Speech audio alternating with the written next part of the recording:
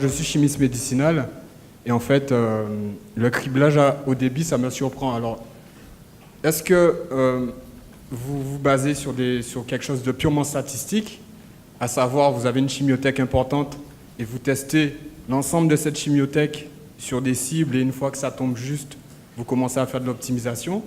Ou est-ce qu'il y a quand même un minimum de SAR? Parce que c'est vrai que ça, c'est une notion que j'ai jamais entendue dans votre exposé, c'est ce qui m'a surpris. C'est vrai que nous, on fait plutôt du criblage à bas débit, puisqu'on fait de la SAR pure, hein, c'est-à-dire qu'on prend une molécule, on essaie de la moduler et de l'affiner le plus possible pour augmenter son activité.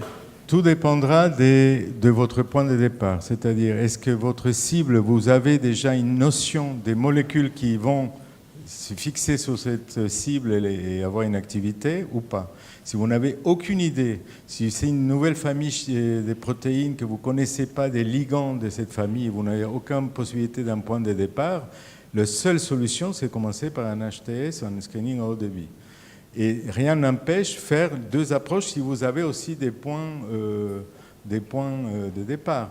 Mais aujourd'hui, avec la puissance d'un HTS, qui est dans 1 mois, 2 mois, vous avez testé 2 millions de molécules, et c'est dommage de s'en priver de cette information parce que statistiquement, vous avez beaucoup de probabilités, surtout si vous avez une bonne bibliothèque de composés, de qualité, de trouver des bons produits. Donc la petite SAR qu'on fait souvent dans les labos académiques, ça ne se fait plus, j'ai envie de dire, le criblage à bas débit, c'est... Si, ça s'est fait si vous avez des points de départ, si vous connaissez bien votre cible. Et l'exemple des kinases, c'est typique, on fait souvent des criblages à moyen débit, je veux dire, avec des bibliothèques, des inhibiteurs des kinases, c'est-à-dire vous connaissez déjà des familles de produits qui vont affecter cette cible. Est-ce qu'on peut avoir un candidat médicament sans pour autant connaître la cible? C'est-à-dire que, par exemple, j'ai une molécule qui induit un effet biologique, une mort cellulaire, par exemple, et je ne connais pas la cible. Est-ce qu'on peut aller ensuite faire de la PK, PD avec ça, sans avoir identifié la cible? Oui, l'exemple que j'ai montré à la fin 1.1, c'est exactement ça, parce qu'on a découvert en fait la cible bien plus loin dans le développement. On connaissait toutes les propriétés. Je ne les racontais pas, j'ai triché un peu, je ne vais pas raconter exactement dans l'ordre dans lequel se sont passées les choses, mais on avait une idée des propriétés anti-inflammatoires bien avant de savoir quelle était la cible, ou presque en même temps. Et du coup, on a commencé, on peut faire de l'optimisation, on peut faire de la PK, on peut faire tout ce qu'on veut sans connaître la cible, mais plus... Disons qu'en connaissant la cible, ça augmente les chances de succès parce qu'on peut imaginer des choses qu'on ne peut pas imaginer si on ne connaît pas la cible. Donc, mais c'est possible. Imaginons qu'on ait tout validé. Est-ce qu'on peut aller jusqu'à l'autorisation de mise sur le marché si on ne connaît toujours pas la cible? C'est difficile de nos jours. C'était vraiment le cas avant parce qu'avant, il y a 20, 30 ans, c'est comme ça qu'il y avait beaucoup de médicaments qui arrivaient sur le marché à 40 ans. Aujourd'hui, je ne crois pas que des points de vue formels, enfin, je ne sais pas, on puisse l'éviter, mais c'est rare d'arriver à ces stades-là et de ne pas connaître la cible quand même, ça m'étonnerait. Je voulais apporter un commentaire sur l'aspect sélectivité des molécules sur la cible. C'est clair que c'est un élément important, mais il y a aussi un autre élément que tu n'as pas évoqué, c'est la présence de la cible, pas uniquement sur l'organe cible. C'est rare d'avoir une cible biologique qui est uniquement exprimée là où la pathologie se trouve. Donc il y a aussi à prendre en compte l'effet d'un médicament qui peut être extrêmement sélectif sur la cible, mais qui peut avoir des actions opposées, voire toxiques, sur d'autres organes dans lesquels la cible est présente. Et donc il faut réduire effectivement également cet aspect-là. Oui, tu as tout à fait raison. Mais oui, ça fait partie du jeu. Et on va le voir ce soir, je pense. Sur votre schéma récapitulatif, à quel endroit vous positionnerez le relais public-privé? En fait, quand vous partez de la cible, du criblage et tout ça, à quel moment se fait le relais du laboratoire académique vers un laboratoire privé? C'est intéressant comme question parce que c'est une question qu'on se pose tous les jours. Je ne pense pas qu'il y ait un endroit où il faut positionner. Je pense que c'est partout. Alors évidemment, l'identification des cibles, la connaissance d'une pathologie, la connaissance d'une famille des cibles, des mécanismes, c'est intuitivement, je dirais, c'est un peu plus dans le domaine public.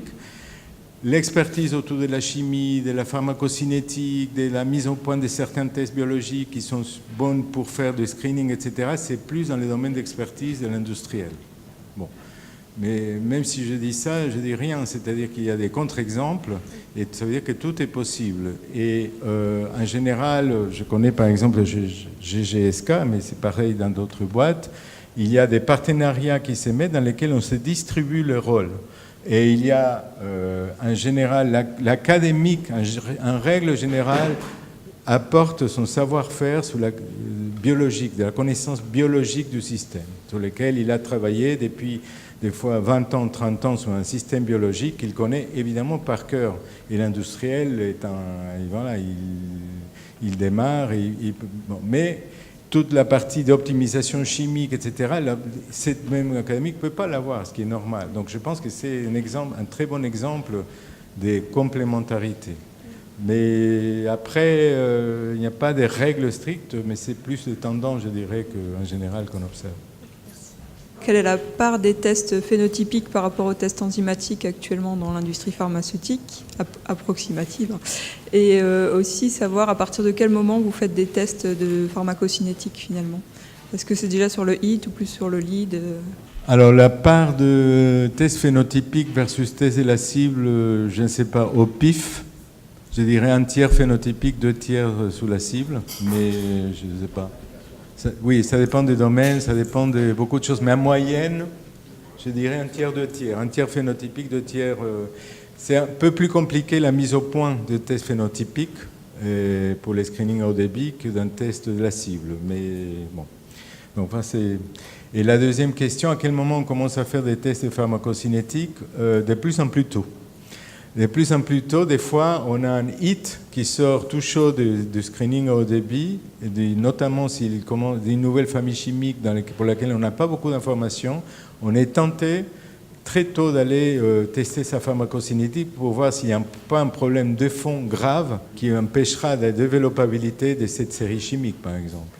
Donc, si on peut, très tôt. Après, peut-être on va faire une pause et après, dès qu'on commence à avoir des composés plus intéressants, on va recommencer les tests pharmacocinétiques.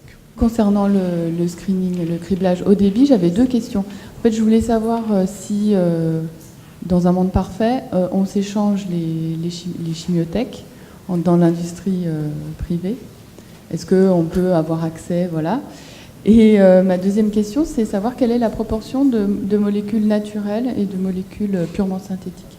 Les échanges, il n'y a pas vraiment d'échanges à proprement parler. Ce qu'il y a, c'est pour certains projets, des mises à disposition d'une partie des librairies en commun pour, notamment certains consortiums, par exemple des consortiums européens, des choses comme ça. Il y a mise à disposition des librairies pour un projet défini. Ça existe. Alors ensuite, ça existe dans différentes boîtes. Je parle pour GSK, mais je crois que c'est pareil partout. Il y a des sets de composés, enfin des séries de composés qui sont mises à disposition du public pour tester.